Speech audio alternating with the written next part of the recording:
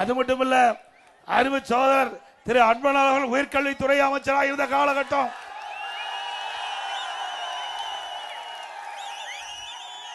இந்தியாவிலேயே உயர்கல்வி படிப்பதிலே முதல் மாநிலம் தமிழ்நாடு.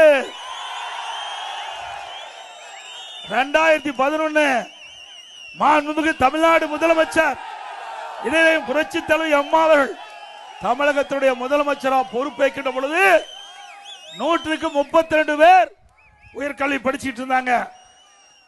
அம்மா கல்வியில புரட்சி மறுமலர்ச்சி ஏற்படுத்தினாங்க. கல்விக்கு அதிக நிதி ஒதுக்கீடு செஞ்சாங்க. அதனுடைய விளைவு 2019-20 100க்கு 52 பேர் உயர்கல்வி படிக்கக்கூடிய நிலையை எட்டியது.